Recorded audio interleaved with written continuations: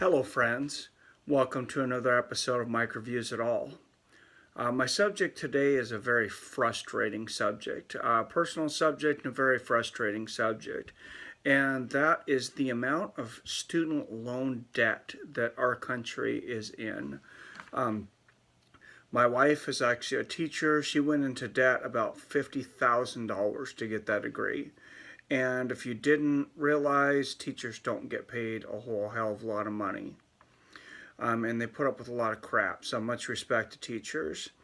The country, like I said, is $1.2 trillion in student loan debt, and that's according to Forbes magazine. 2/3 of Americans graduating from colleges and universities will graduate with debt. The average borrower will leave with $26,600 in debt. 13.7% of those people are now in default, causing the actual average that those borrowers now owe to be $29,000, yes, more than they borrowed to begin with. So how do we fix this? Well, I'll tell you how we could have fixed this, and that's not bombed the shit out of other countries, overthrown their governments, and tried to instill democracies and just made their countries more of a mess than they were to begin with. Yeah, of course, I'm talking about the main culprit, the Iraq and Afghanistan war. As of January 2015, according to Time magazine, we'd spent between $4 and $6 trillion on the wars in Iraq and Afghanistan. For $4 trillion, what could we have done? We could have paid off all the damn student loan debt. That's what I'll tell you, it would be gone. $1.2 trillion, kapoof. Nobody owes student loan debts. Everybody's got their degree and they're done. They don't owe anything. That'd leave us with $2.8 trillion left. Okay?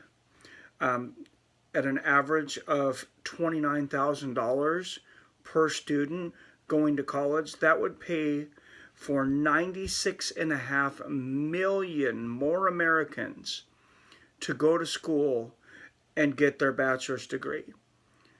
96.5 million. That's insane. The U.S. population over 18 is 193,800,000, according to the 2015 census. 25% of our overall population, which is 80 million people, are already college grads. So they already have a college degree. So you're talking about, of the 193,800,000 people, that leaves you with 113,800,000 people left without a degree, right?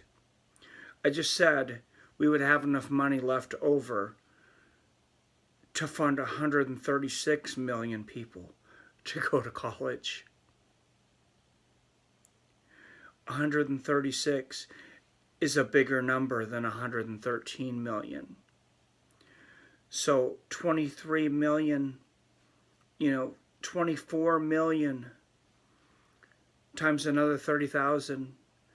Do the math. It's a lot of frickin' money. Billions of dollars could be spent on healthcare, spent on rebuilding our roads, spent on rebuilding our schools, tech schools, different things like that, rebuilding our own country, paying our military, giving more retirement to our military, not laying off people that have been in the military, like my friend that put in 15 years and all of a sudden he got laid off under the omnibus. Thank you, Paul Ryan. 15 years, he was a tech sergeant in the Air Force, and the people in his position, half of them in the country were eliminated, and it was based solely on location and pay. And there were 2 people in his area that had the job that he had. They decided they only needed 1, and the person they decided to keep was the person who made the most money, and that was him. So he was crap out of luck. He gets his 15-year retirement. He did get a job at the VA, but he got screwed. So thank you very much. We could be sending our vets, to other places to rebuild our country and rebuild our infrastructure with some of the rest of that money. So, Donald Trump, Congress, Senate, everybody listening, all the voters listening, this is real. We could really rebuild our country. I don't care if you like Donald Trump or not. I don't care for a lot of things he says. I'm not a partisan guy. I believe both parties are complete cults. But here's the bottom line. We've spent way more than enough money to have rebuilt our entire country. We could have all brand new roads. We'd probably make them out of gold for what we've spent blowing up other countries.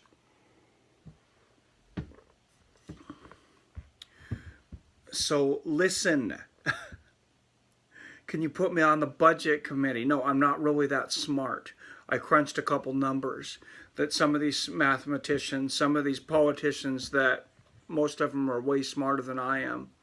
Unfortunately, not all of them are, but most of them are way smarter than I am. You could do this. We could solve the problems. Maybe they don't want to solve the problems because then they'd be out of a job, but that's a whole nother subject. So today I've shown you how to stop blowing up other countries, get rid of all the national student loan debt, and put every citizen over the age of 18 through college. You could even include your undocumented citizens if you so choose. I would rather send undocumented citizens to college than blow them up in their country. So thank you for tuning in for another episode of Mike Reviews It All. I hope you found some of these things factual. If you want to look up some of my sources, like I said, just Google these in Forbes magazine, Time magazine, another source. Sorry, just a second. Institute for College Access is where I got some of these stats from. So look this up, do your own research, as I'd always encourage you to, and educate yourself. Until then, have a great day.